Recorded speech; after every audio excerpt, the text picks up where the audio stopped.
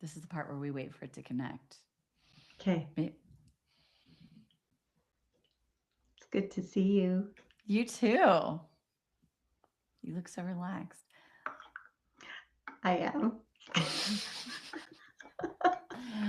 All right. It feels like we've been. Okay, welcome to another live.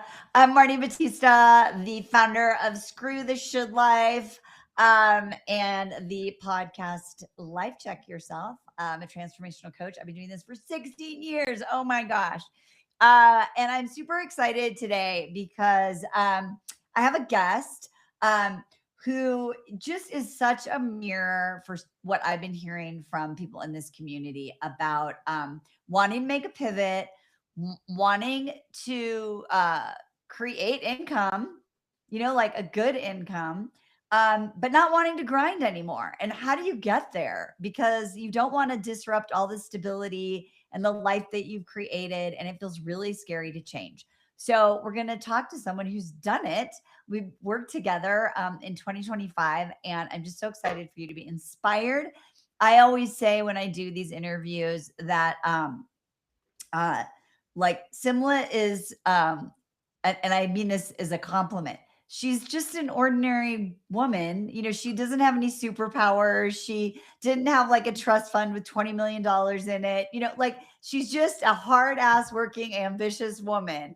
But what she did was extraordinary because she decided to actually solve the problem from the inside out and make a pivot. And I'm excited to check in with her and see where she's at. So Simla is she's got a great Substack and I'm building a following there. She's a holistic nutritionist and a former C-level executive, helping women who are 40 plus navigate perimenopause, autoimmune from depletion to wholeness. She is guided and guides her clients by lived experience and rooted in nature and wisdom. And I'm just so proud of her and so excited for you to meet her. So first of all, good to see you. So I good to said see I you. said you look relaxed, and that's such a different state from when I very first met you. Um, so let's just talk before we worked together, before you did the work with me. What were the problem? Like what were you struggling with in your life? Like on all levels, what were those problems and struggles? Um, there were a couple things that came together that were happening in parallel and kind of came together as a perfect storm, if you will. Is I have been a lifelong overachiever and at times probably a diagnosable workaholic. And um, fast forward to just the last few years is I'm in love with my life and found that I was still operating with some of these belief systems and ways that were no longer serving me. Because as you just read from my bio, I specialize in autoimmune and perimenopause, particularly because many years ago I was able to reverse multiple autoimmune conditions. And I bring that in because when I live in this internal state of overwork, not enough rest, plus in parallel, there was more dissonance going on between myself and my work. Um, you put all that together, and my autoimmunes start speaking to me. And I actually just Hmm. wrote an article about this in Substack. I And read it. It was so good. We can put a link to it. thank you. And I've learned to listen. I've learned to heed that and really honor it. Because if I don't, it makes me shut down, and that's never where I want to go back to. So, with a number of those things coming together, I was in a place that felt I was exhausted, not just mentally, because I have pretty good stamina there for some reason, but definitely physically. And my heart felt tired, like my Mm. insides, my soul felt tired and um, sad. Just like this isn't how I want to show up in the world anymore, and for myself and my family. So you felt you had the physical signs. Hmm. You felt emotionally like there was something more and you weren't being able to be who you really are in the world. And I love that uh, really vulnerable and real share about like when we're so in our head and we have this longing, it's hard to show up for the people that we really care about and love because it's just hanging there like, it's like I always think about it like the stuff that's behind the refrigerator. Like nobody pulls out the refrigerator. We don't want to know what's behind the refrigerator, but it's there, right? And Yes, and it's scary. It's so scary. So let's be specific. So, were you having like insomnia, or were you like how many hours a week do you think you were working? Like, were you snapping at people, or were you just like what was the day to day on a normal Tuesday, as we say? Yeah, how it was showing up. I don't tend to snap at people, but I was definitely short on patience. And I felt like my entire being revolved around work, and then whatever was left over, I didn't feel like I was fully present in the entirety of my life, which I said I'm in love with my life. So that was a big point of dissonance because we're talking about anywhere from 50 to 70 hours of work a week, including weekends. And this had been a stretch for months at that point, and was absolutely no longer sustainable and reminded me way too much of the first time my health blew up. The first time I actually went into nutrition and my practice was for my own healing, almost 20 years ago. And I felt scared. I was layered on top of with perimenopause. I've never had a hot flash. That's not true. I've had maybe fewer than 10 hot flashes in 10 years. That's not my thing with perimenopause. But I started getting anxiety attacks and panic attacks. And, our brains are changing powerfully during this phase. And that's one of the ways where I became more vulnerable, susceptible, where any extremes in what was going on would show up and cut into my day and ability to just go through with a normal Tuesday, like you said, where I felt grounded and confident. I still relied on my head, but it was my whole body that was beginning to rebel. That's a great segue to my next question, because I just was talking to someone who messaged me on Substack about like making a decision. So like what was the decision? What were the thoughts between your head? Like, do I leave my job? Should I start my business back again? Like, what were you not brave enough to do? Earlier in 2025, I did not think I was going to leave my job, let alone corporate.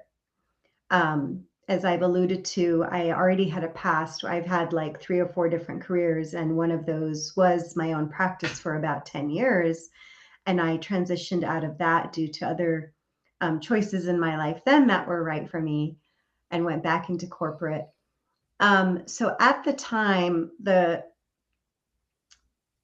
main decision, step by step, was more about, I feel like I need some space and time for myself where I can just reconnect, come back to center, hear myself, be with my whole self, and be an inquiry about why am I in these patterns again? What does that mean? What is missing? I know I don't want to be, so what's the disconnect here? And I wanted to really create that space, because if I didn't, it wasn't just going to miraculously happen where I had this magical space to have that type of internal introspection. That's what the decision was. And I got into a place of seeking, which is when I came across, I think, our first interaction, and I had just discovered Substack too. I think that's where I found you. I had stumbled on your shorter program first. Yeah. Just a workshop that we did. Yep. And I was like, oh, this is great. Like this I can commit to. I can do it like immediately. Ask and you shall receive, right? Like I was looking and it showed up and it just felt so right. I'm so glad you mentioned that, because we're having another workshop like that this decision lab next Tuesday. And so, yeah, like it's got to start somewhere. And the space to do it is really important because, and I've been doing this for a while, to know that you can't will your way into that one magical week where you're like, oh, I'm just gonna, this is the week, I'll take a day off, or someone's out of the office, so I'll just stop working at 5 and then I'll do it. And so for those of you who are listening who are like, have the best of intentions, my job is to be a truth teller. And I really do believe that the patterns are so ingrained that it's almost impossible to break a loop without the container to do it. So let me ask you this. I'm super curious because you are a seeker and everyone who works with me pretty much is. So what had you done to try and solve like the overworking before, the grinding, the panic attacks? Like what were you doing to try and solve all of this before you and I crossed paths? Well, a few things. So by default, being a coach myself and about healthy lifestyle, and I had done everything in my own toolbox of I sleep great. So like sleep deprivation was never always a priority. It's just that when I wasn't sleeping, I was working and that's all I was doing. Right.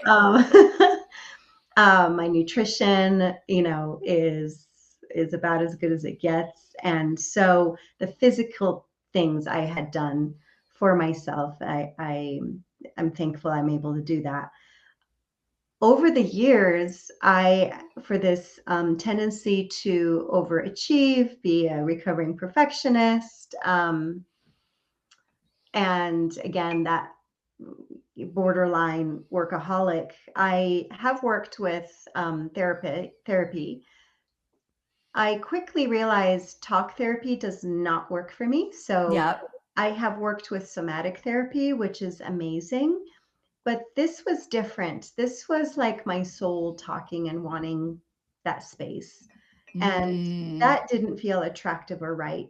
I had also begun journaling. So I was, as I began my day every day, even if it was for 2 minutes, I decided I need to do this for myself, and I love writing. So I began journaling, more free form than anything. And but it was still to some extent more of an echo chamber. Right. So the same themes kept coming up, but I couldn't, I knew what I was discontent about, whether it was boundaries or whether it was how I was showing up, being a people pleaser, and other things that didn't quite feel right or healthy anymore for me. And so, but I wasn't having the type of breakthrough or change that I knew was possible, having been in this field kind of, in my own way.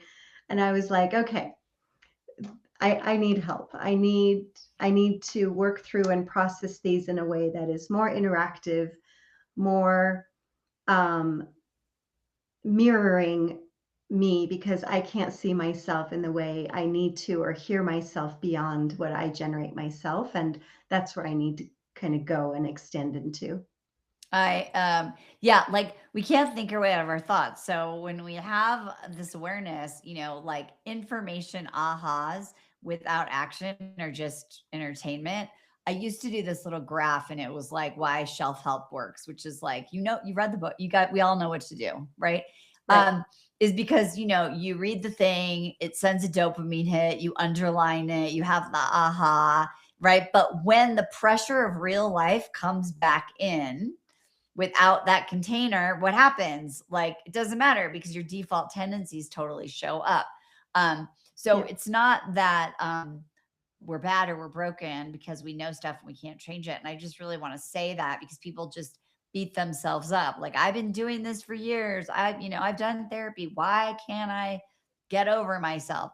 So I really think it was brave of you to lay down the sword and say, okay, maybe I need a mirror. Maybe I need a container.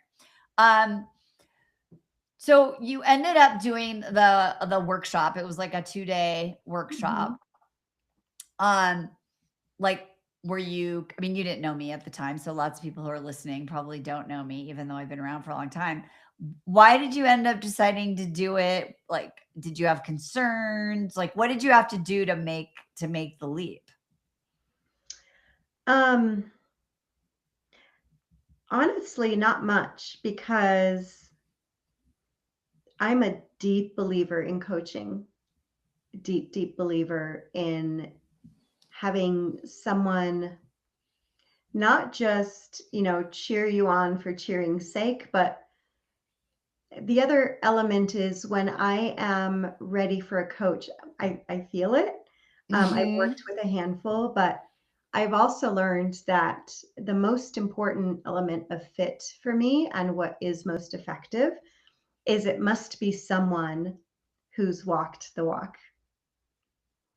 Yeah. And it must be someone who doesn't just say all the things that sound good and feel good. It's someone who has practiced what they preach, because in there is all the difference.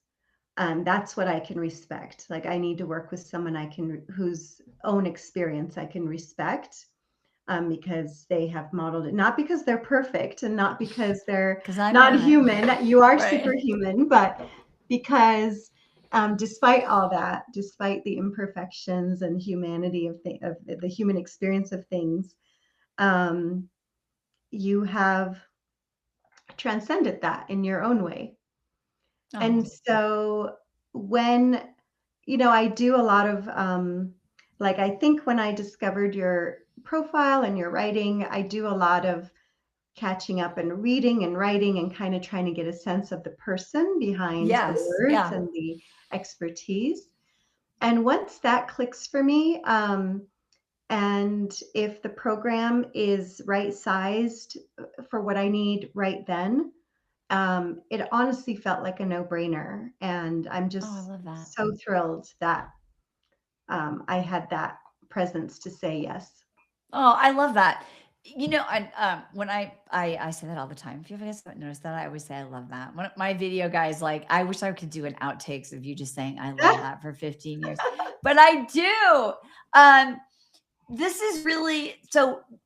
The other earlier today, I did a recording with another person who's taking the program, and she said, it's ironic, like I need help making a decision, and I can be indecisive about that, or I can use that as a mirror, and I can say, like, what happens if I don't take this small leap, right? Hmm. And give myself this thing, because the only thing that's guaranteed is you will be exactly the same.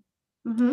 Right? So it's interesting, like, using your head, it's like a holistic decision, right? You, like, did some research, you emotionally felt connected, you had like a rubric of, like, they've done it, right? And then in the end, it's just your wisdom, right? That you have to trust. And um, so I really commend you for taking all the parts of yourself and acknowledging them, and making the decision. And that's why I love working with women that have done some level of work, because there's a process that people go through to make informed decisions. Because taking a like $350 workshop, which I 379, whatever, is very different than, should I buy a house or quit my job? Right. So, start with the baby steps is what Simla's saying. Like, do the research, start with the baby steps, and do the make you Yeah. can make it a no-brainer. Yeah. We make It it was a harder. commitment to myself. It was like, okay, I'm actually going to do something about this. Yeah. So if I were answering this question for you, I know what the answer would be. So I'm super excited to hear what you have to say. But initially, I know you took the 2-day workshop. What were some of, like, the first results that you got, or the things that started to shift that ultimately, made you want to continue and do more? But in that first thing, what opened up for you? Do you remember? I'm trying to remember, because now it's sort of all Into one. into one. Um, what what I recall feeling, is enough of the dots connecting where I'm like, okay, this is starting to feel more whole. more something where I'm being guided to see the fuller picture, which is what I really needed, rather than a panicky few minutes here and a quick journal session here. It just felt very piecemeal. And what I really appreciated is it felt like, okay, this exercise, this experience, as short as it was beginning to pull those pieces together, which felt really right for me and necessary. Combined with, I love your no nonsense, like just you're a straight shooter. That's what I respect. And kind and respectful, but straight. And that's what I need. That's how I prefer to work as well, for myself and with others. And so, and not just that, but I just really liked into the larger program as well, the other women in the group. Right. It was pretty awesome, but I guess we can maybe talk about that later. But it was 2 days that really got me feeling like, okay, I'm where I wanted to be, I needed to be, and I'm so glad I did this because it just kept feeling right and more right. And by the way, Imran can put the link to the workshop that's on Tuesday in the comments in the chat. And that's really what it takes, is like putting everything together in a way that gives yourself permission to relax into, right, to like getting your executive function. It's like a moment of finding yourself, just for a moment, quieting the noise and pulling it together, being with other women who are going through the same thing. You're like, oh, it's not, it's Not not just me. me. It's not. And that, it sounds so trite, but oh Lord, it's like so very, very important. May I actually add to that? You Yes, said something please. that really, yes, that really resonated. It was about, I am holding up all of these glass and bouncy balls. I'm exhausted. It was stepping into this safe container that you had created. That's exactly it. It was already a construct, already a space with a framework, a way to bring it all together that I didn't have to come up with, that I didn't have to piece all together, which isn't unlike my healing journey. Of what made it possible is that I felt like I could lean back into this space and place that you had created for me and us. So I could just focus on showing up, and had a place to put everything that I really wanted to take, look at, name, measure, feel, and connect to one another. And that was the relief. That was the sigh of relief that felt the best. Yeah, when I was talking to Sherry early this morning, we talked about the same thing, about the feeling of relief after Mhm. so many. For her, she's like, I've been struggling with this on and off for 5 years, like, and that relief feeling is physical and emotional and spiritual, but also it's the firm foundation on what to build whatever is next. Like Mhm. you can't build anything new when you're stuck in the loops. So you and I then decided to continue working together for a few months. And I remember how happy you were that, like, after 20 plus years, you closed your laptop at like 5 o'clock, or it was very specific. But talk about that. Like, what were you able to do in the process of the next 90 days in putting everything together? What shifted, what changed, and what did you get to create? What I loved is now I had this other thing other than work that I had committed to for myself. That was yet another incentive to say, I am creating healthier boundaries. And what I did is I was very explicit about that. And I made a verbal commitment, not to myself, but to my team and to my boss, who was awesome. And I said, here are what I need to do to show up my best in everything I do. And that created the time. And I was excited to dig into the material and the coursework and that container. So the other huge thing, I mean, it's seared in my brain.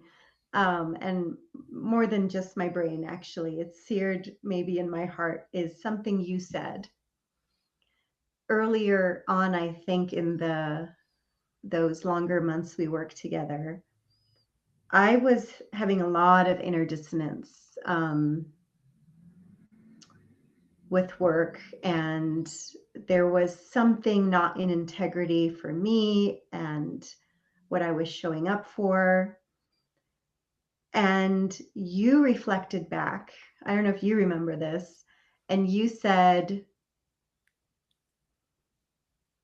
paraphrasing, right? I don't remember your Yeah. exact words, but you basically mirrored back and helped me see under no uncertain terms that for years, possibly my entire adult life, I had been out of integrity with myself first, which made me realize, whoa, how can I expect anything else to feel in integrity if I'm not in integrity with me first? And that was because for years, even after I got ill and healed against all the odds, and you would have thought like that experience 20 years ago would have cemented this, but here I was going back into old habits. For years, I had not kept the promise to myself that resting is okay, that I can be valuable and whole and awesome without just being a workaholic and producing, pleasing, and being a perfectionist. I had not made good on my own promise to myself. That was pivotal for me, huge, from which everything else became much clearer and just was almost inevitable when I look now in hindsight. Yeah, all of the people that are listening to this live or later, like you want to you want to do something different, right? And it's really, really hard. Like there's a part of your brain that just won't do it when you're in quicksand. Like it knows, like don't build something new. Like you can't build something new when you work 80 hours a week. You don't want to do that again, right? Like, and so again, it's like it's really hard to change. It's really hard to change without a framework, like you said. But the part of you that hasn't done anything is a part of you that knows that there's some quicksand going on, and that makes you feel out of integrity. And so honor the part of you that's not, honestly, instead of beating yourself up, stop that. Listen and be like, oh, I'm not doing something because, right? And that integrity piece is huge, right? Like it's how do we be integrity to ourselves so that we create self-trust, which is what we're going to talk about next, so that I can create space for courage, right? Because now I trust myself. I think that's the internal huge win that my clients see is I finally trust myself. Okay, so you started closing your laptop, no more weekends, love that. What else changed as a result of working with me? What does your life look like today that's completely different, and how did we help you do that? So when I first met you, and even through this longer program, I was very much deep into and committed to my work as an executive, and a lot of which I loved. And fast forward to now, I'm rebuilding for the second time my nutrition and health coaching business, which could not feel more right and amazing. I am feeling like I'm exactly where I need to be. and I feel excited. If I feel nervous at all, it's pretty easy to switch it into excitement and reframe all that. Because I feel more centered and more certain. Um, and yeah, I trust myself implicitly. And I am keeping my promises to myself. That's a huge part of it. And so, in doing that, in creating my new business, I am honoring that, okay, here are going to be the boundaries, here are the ideals, here are the way I want to work, the way I want to feel when I work. Um, I want to be able to share my gifts with the world from a fully resourced place, because that's what this is really about, so that I don't burn out again, so that and ultimately it's that courage that helped me listen to what was really calling me and calling for me. And again, in hindsight, it had been for quite over a year and a half already. It wasn't like all of a sudden I quit my job and just, pivoted back to this. It was a very thoughtful, I dissected all the bits and pieces. And the way I say it is I process everything up here. And I did that ad nauseum again. And then I pull it into my body. And if it feels right on top of all that, then that's just the way to go. But oftentimes that would still feel really scary. And this time I did it even if I was scared, because I did trust and I felt so confident and so centered in what was true and right and needed to change and become, that while it wasn't easy Right. at all, because there were a lot of steps between that and this, Yeah. a lot, and both emotionally and administratively. And this is another career that is close and near to my heart. I just, closed the door on. And so there was a lot there, including people I love working with and remain connected with, thankfully. So that never goes away. But ultimately, it was, and it was so peaceful. Once I had that certainty and self-trust, it was so peaceful to just show up and say yes to it. Oh, so proud of you. And it's interesting, like when you got in the container, also, like there was a situation that happened at work where you had an opportunity. It was like divine timing you manifested from the commitment to say yes. Um, and and maybe that's where being in the community with other women who done the same thing, who had like insights, Mhm. was really different than rather than just doing it on your own. So, Yes. how did being in that community help you navigate that divine timing and take advantage of it so that that you had that peace? It was pretty awesome. I feel like the women you attract and work with are, I mean, the cohort I was with was um, so powerful and so experienced. And to be in their company and to be able to talk through some of these super intimate things about ourselves and our work and our self-expression, um, was powerful in itself. And yeah, coincidence or not, there there was a lawyer in that group, and there was an HR person, executive in that group. And so, and they were so generous and prolific with their advice. And they gave me basically a checklist of, here are all the things to think through, here are all the things you want to consider.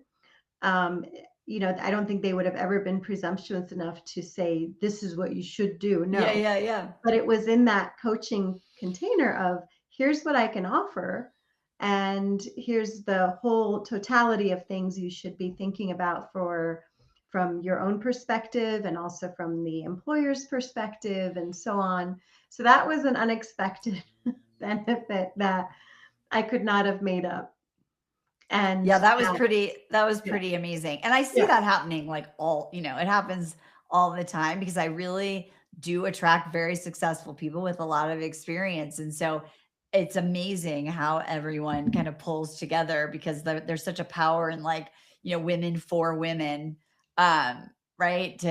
And there's inspiration. You're like, okay, I could do this. So I loved that for you.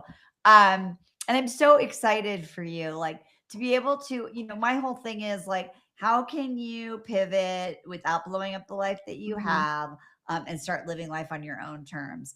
And when you're on your own terms, you have integrity. When you have integrity, you have peace, even when there's chaos. That does not mean it's smooth. That does not mean it's perfect. That does not mean, Simla like closed her laptop on Thursday and on Monday, she had 4,000 clients and, $20 million in the bank. No, but she has a framework and a process, and now you're living your life on your terms, and you're building a lifestyle business Mhm. to align with the life that feels suited for uniquely you. And I'm just so proud of you. Okay, last question. I always ask this.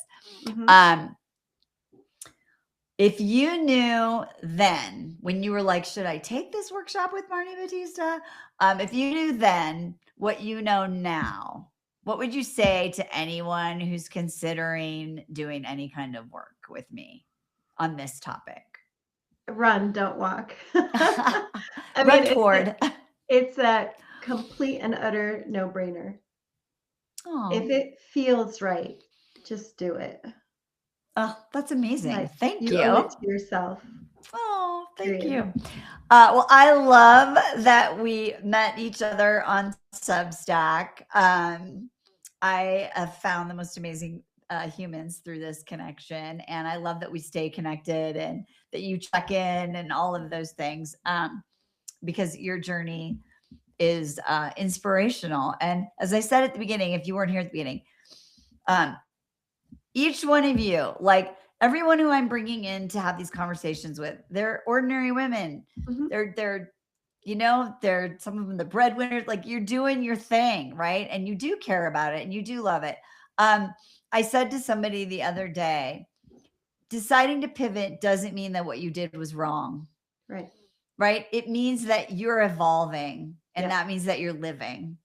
Yeah. And so take this conversation with some less inspiration. I so appreciate you being here. Thank you so much. I count my lucky stars for having crossed paths with you, Marnie. Thank you Oh, oh, for what yay. you do So and how you do it. we're gonna put the link to Simla's Substack in the comments, so you can make sure you can subscribe to her and check out the incredible work she's doing. She just did a really great. I read everything. She did a really great Thanks. post. So make sure you get into her world. If you would like to take this workshop with me and get started and stop spinning, like imagine if next Thursday you start working less and sleeping more, the panic attacks go away, you stop circling the drain. Make a decision that you care about yourself enough to do one thing different this year. That's an action of what you said you were going to do. Just do it. Because remember, always and always, it is your responsibility to life check yourself. Screw the should life. We'll see you next time. Thanks for being here. Bye bye for now.